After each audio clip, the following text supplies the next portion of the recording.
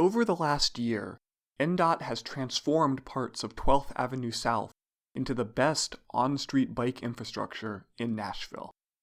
Most of it is genuinely great, and it's situated in what should be an area full of cyclists.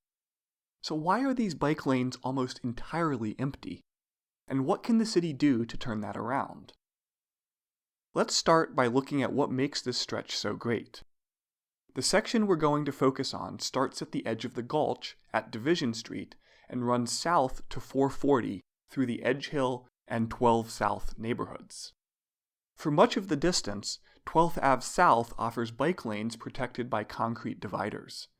In some places, it's just a narrow strip, while in other areas it's wide enough to serve as a planter. When this protection is broken, either by an intersection or a driveway, there's lots of green paint to draw the attention of both riders and drivers. These barriers prevent vehicles from parking in the bike lane or using it as a makeshift turn or passing lane. Stops for the Route 17 bus are set up in such a way that riders can get on and off without blocking cyclists. As you approach 12 South, the road starts to narrow, and parking takes the place of additional vehicle lanes. Unlike most places with both parking and bike lanes, here the cars are on the road side rather than the curb side. That allows cars and trucks to serve as additional protection for cyclists, while also stopping them from blocking the bike lane with a poor parking job. It's easy to see why NDOT chose to build these lanes where they did. Not only is 12th Avenue more than wide enough to support the physical infrastructure, but this area ought to have one of the highest cycling populations anywhere in the city. 12th Ave directly abuts the campus of Belmont, and it's also reasonably close to Vanderbilt. College students are much less likely to have a car than the average person, but still want the freedom of getting around.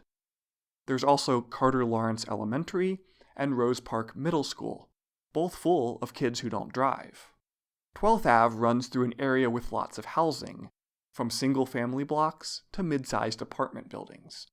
A lot of this housing is for people on the lower end of the income spectrum, who are less likely to own multiple vehicles per household. There are plenty of neighborhood destinations for residents of this area to want to bike to, including a handful of parks and the Edge Hill branch of Nashville Public Library. There's also shopping, restaurants, and job opportunities in the Gulch and 12 South. And from a tourist perspective, 12th Ave directly connects two of the most popular tourist areas for visitors getting around with scooters and bike shares. There are even bike share stations right along the road. So, given all this, where are all the riders?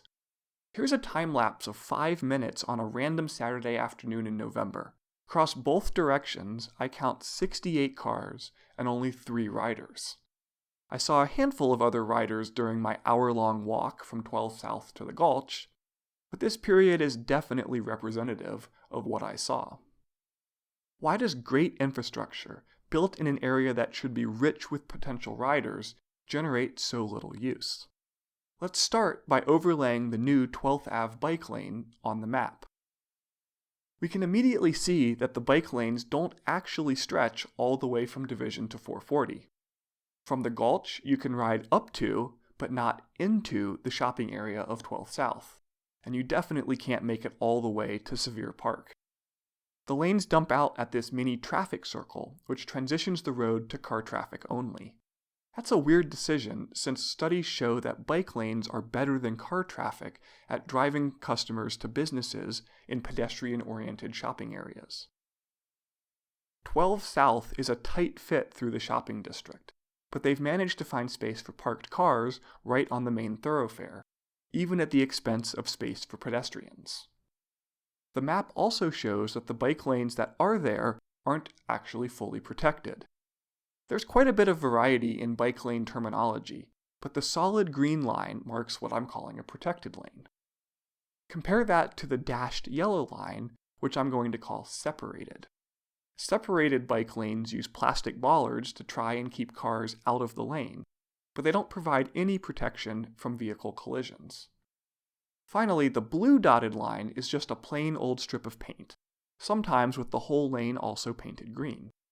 They mark right-of-way for bikes, but don't stop them from becoming turn lanes or parking spaces. Reducing the level of protection in some spots makes the whole infrastructure less functional. Literally within feet of the protected lane ending, I found a delivery truck blocking the path. It also wasn't hard to find spots where the bollards had been run over by cars, which really drives home the lack of protection. Now, let's use these 3 kinds of lanes to map out all the bike corridors in this area. You can see that, while there are a couple of other protected sections on Demonbreun and Division, the majority of cycling routes offer limited or no protection from vehicles. There also just aren't a lot of lanes, especially ones that intersect with the major 12th Avenue corridor. In order to even get to the great infrastructure on 12th from the surrounding neighborhoods, you've got to navigate without bike lanes. On some of these smaller streets, that might be feasible, but I wouldn't want to chance it on others. Imagine that these were the only roads of any kind in this area, and that only the solid green sections were paved. Would that have an effect on how many people drove in this area? Of course it would. To have a functioning road system, you've got to actually have a network of roads that interconnect. Clearly that doesn't exist here today for cyclists and scooters. The good news is that these shortcomings also paint a picture of what the city can do to make things better. Extending the 12th Ave lanes all the way through 12th South to Sevier Park would help shops in the area and connect people to a great park. Upgrading bike lanes to separated ones, and separated ones to protected, would significantly improve the quality of the existing routes, helping more people feel comfortable getting around on 2 wheels. But most of all, there just needs to be more routes that connect to each other more often. And at least here, there's a bit of good news.